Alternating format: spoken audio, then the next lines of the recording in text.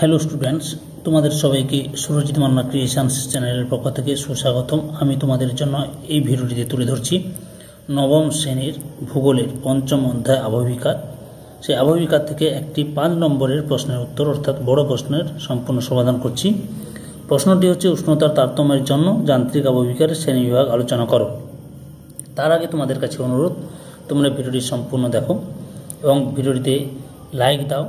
কেমন লাগলো, ভালো অথবা খারাপ যাই লাগুক না কেন কমেন্ট করে জানিও এবং ভিডিওটি শেয়ার করো তোমাদের একই ক্লাসে বন্ধু বান্ধবীদের মধ্যে।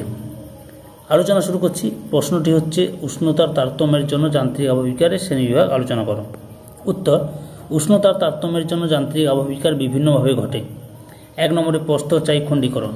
সমান্তরাল বা সমকোণী ক্ষয়ীভবন ফাটলের সাহায্যে একটি বড় শিলাখণ্ড বা শিলাস্তর বিভিন্ন খণ্ডে পরিণত হওয়া হলো প্রস্তরচায়ী খণ্ডীকরণ বা প্রস্তরচায়ী বিচ্ছিন্নকরণ। তোমরা এই ছবিটা দেবে, না হলে তোমাদের বইতেও ছবি আছে, সেই ছবিটাও আঁকতে পারো। ওকে। প্রক্রিয়া: আমরা প্রত্যেকে জানি শিলা তাপের কুপরিবাহী। দিনের বেলা বেশি উষ্ণতায় শিলার উপরিস্তর প্রসারিত হয় এবং রাত্রে উষ্ণতা কমে যাওয়ায় তাপ বিকিরণে ওই অংশ সংকুচিত হয়, কিন্তু শিলার ভিতর অংশে তাপ প্রবেশ করে না বলে সংকোচন ও প্রসারণ ঘটে না। এইভাবে অসম সংকোচন ও প্রসারণে শিলাস্তরে পীড়নের সৃষ্টি হয় এবং পীড়নের নির্দিষ্ট মান অতিক্রম করলে শিলায় অসংখ্য উলম্ব, সমান্তরাল ও সমকোণী ফাটল তৈরি হয়। এই ফাটলগুলি পরবর্তী সময়ে একটু একটু করে বাড়তে থাকে এবং এক সময় ফাটল বরাবর বিভিন্ন আকৃতির টুকরো টুকরো খণ্ড বেরিয়ে আসে। উদাহরণ: মরুভূমি অঞ্চলে গ্রানাইট ও কোয়ার্জাইট শিলায় প্রস্তরচায়ী খণ্ডীকরণ প্রক্রিয়া ঘটে। 2 স্বল্পমোচন। সমসত্ব প্রকৃতির শিলার উপরিভাগ থেকে পেঁয়াজের খোসার মতো পাতলা পাতলা স্তর খুলে যাওয়া হল স্বল্পমোচন। এটিকে অনিয়ন ওয়েদারিংও বলা হয়। এই ছবিটা আঁকবেন, আর তোমাদের বইতেও রয়েছে, সেই বইটি থেকেও ছবিটা প্র্যাকটিস করতে পারো। ওকে, ছবিগুলো সহজ আছে, কোনো অসুবিধা নেই। প্র্যাকটিস করো, প্র্যাকটিস করলে ঠিক মনে পড়ে যাবে।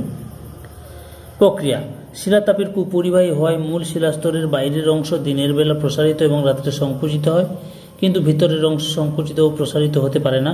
ফলে ভেতর থেকে বাইরের দিকে একটি অসম তাপীয় ঢালের সৃষ্টি হয় এবং বাইরের অংশ ক্রমাগত সংকোচন ও প্রসারণে স্তরে স্তরে খুলে যায়। মূল শিলাখণ্ডের বাইরের অংশ পেঁয়াজের খোসার মতো খুলে গিয়ে সম্পূর্ণ শিলাটি গোলাকার আকৃতি ধারণ করে, তাই এই প্রক্রিয়া উপগোলাকার আবহবিকার নামেও পরিচিত। উদাহরণ: মরু ও শুষ্ক অঞ্চলের কেলাসিত গ্রানাইট ও নিজ শিলায় এই প্রকার আবহবিকা দেখা যায়। 3 নম্বরে ক্ষুদ্রকণা বিসরণ। মরুভূমি অঞ্চলে প্রবল উষ্ণতার তারতম্যজনিত কারণে শিলায় হঠাৎ আওয়াজ করে ফেটে গিয়ে ক্ষুদ্র ক্ষুদ্র খণ্ডে পরিণত হওয়া হলো ক্ষুদ্রকণা বিসরণ। এই ছবিটা আঁকবে।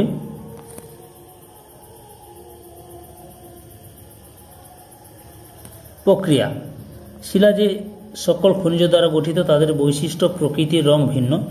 দিনের বেলা সূর্যের তাপে শিলার খনিজগুলি ভিন্ন হারে প্রসারিত এবং রাত্রে বিভিন্ন হারে সংকুচিত হয়। এইভাবে ক্রমাগত সংকোচন ও প্রসারণে শিলায় প্রবল পীড়নের সৃষ্টি হয় এবং একসময় শিলায় আওয়াজ করে ফেটে ক্ষুদ্র ক্ষুদ্র খণ্ডে পরিণত হয়। মরু অঞ্চলে প্রায়শই দুপুর বা বিকালে পিস্তল থেকে গুলি ছোড়ার মতো শিলা ফাটার আওয়াজ পাওয়া যায়।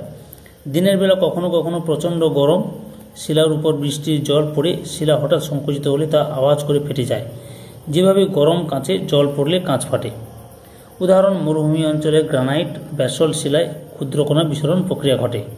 সম্পূর্ণ ভিডিওটি দেখার জন্য তোমাদের অসংখ্য ধন্যবাদ।